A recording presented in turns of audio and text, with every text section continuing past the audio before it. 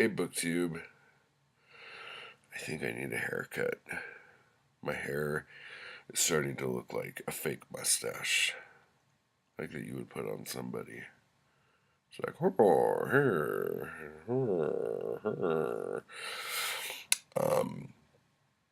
but this is March 2nd, day 2 of March Mystery Madness.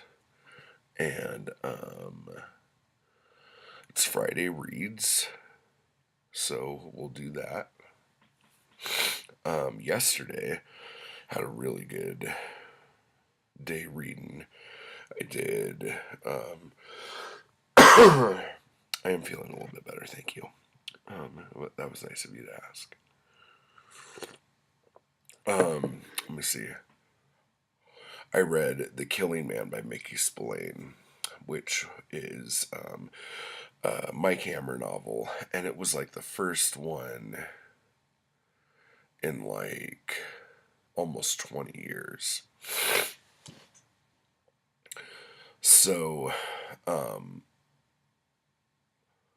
of the things that I was really looking forward to was how Mike Hammer dealt with what the world was like, kind of thing. And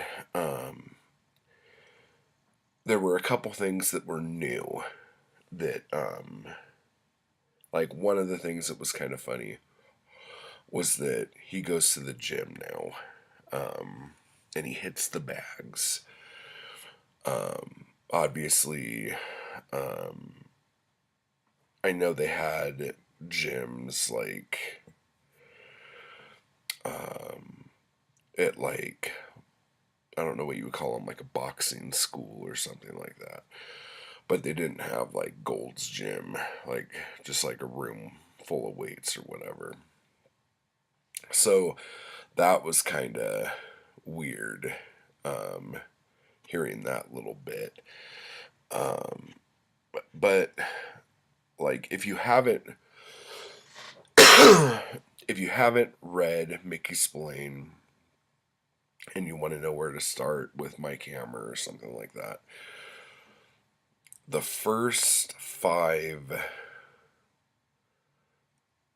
Mike Hammer books, those are really good.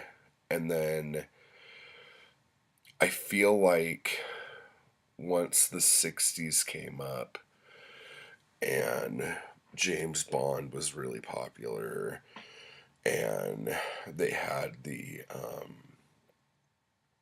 Nick Carter is the American answer to James Bond and all this other shit. I feel like he, because like then Mickey Spillane started writing these Tiger Man novels, and Tiger Man was like his James Bond, and I feel like he was so much more into that than he was into like detective shit, that he wanted Mike Hammer to like transcend the genre and like go from hard boiled PI to international man of mystery kind of thing. But like in true Mike Hammer fashion, there is no case that he's working on. He shows up at his office and Velda, his longtime secretary slash love interest, is beaten up in the corner. And there's some dude tied to his chair in his office, dead, with his fingers cut off. And so he's like, oh, I guess I gotta figure out what the fuck's going on here, kind of thing. And I'm trying to think of when it ended, but like things happened at him instead of him getting a case. And it's kind of always been like that, but it used to not be so like hitting you over the head with it. Anyway, when he started doing the spy stuff, not spy, but like when every case had to do with like either the Red Scare or a terrorist attack or something like that, it like I got I like don't like it as much, obviously. And this book tried really hard to do that, but then it seems like at the end it came back to what makes or what made Mike Hammer novels good, but I think it was too little too late. It's a super fast read. Like, you go through it like that.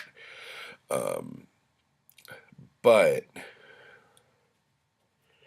the other thing is, and I don't know if this is me looking at it like, okay, so obviously Mike Hammer's 30 years older, at least, than he was in um, I, the Jury.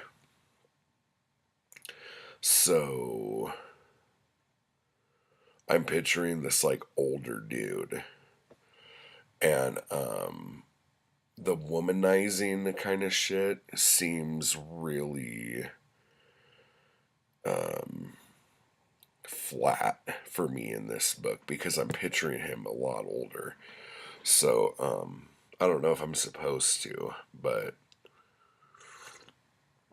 because I think I, the Jury was 47, 48, and this is 88. So, I mean, come on. So anyway, I read that. I liked it. Um, I'm looking forward to Black Alley. But I'm more looking forward to the Max Allan Collins. I want to see if Max Allan Collins leans more towards the detective than the. We'll talk about it another time. Anyway, so then I'm so sorry. So then I listened to Hound of the Baskervilles, um, and I gotta say, I was surprised. I knew what it was about, but I didn't know how kind of like a gothic, almost ghost story type feel it was gonna have. I mean, it has like the Sherlock Holmes shit down or whatever, but I figured it was gonna be just like any other Sherlock thing, just out in the country or something. I had no idea that it was gonna feel as atmospheric as it did. Um, so that was really cool. I really liked it. The thing I didn't jump up and down for is how kind of disjointed it seemed with all of the different um I don't want to say different narrators, but I guess that's exactly what it is. Like, the story's being told from a few different ways, and some of them you like better than others. And when I'm reading a story, I don't want to have to go, oh, do I like this form of storytelling better than the storytelling form in the last chapter? Which one do I like better? It takes you out of the book. And so I felt like that with that. But at the end of the day, I did like it. So that was cool. And then I started reading Quarry in the Middle, the Max Allan Collins Quarry book. It's the ninth Quarry book, I think. Um, and it starts off with I had a dead body in the trunk of my car. And it just like, it just goes. And it's been a while since I read a Quarry book. And Like, I only read like a chapter of it, but I'm like so excited to continue reading that today. It just took me right back in, and Max Allen Collins is so good at telling you exactly what you need to know to be caught up in the world of the character. I really feel like you could read these books out of order, but I will not do it because I'm so afraid I'm going to miss something. So, but yeah, it's, man, he is so good at letting you know all the backstory you need at the beginning of a book. It's shocking because he's done it in every book. And you would think I would get bored of it. Go fucking come on, dude. I know the story. Write this book for me, not for other people. But it's good. So Friday reads. I'm gonna. Oh, what's that? The pharmacy. That's crazy. Um, I'm gonna finish Quarry in the Middle.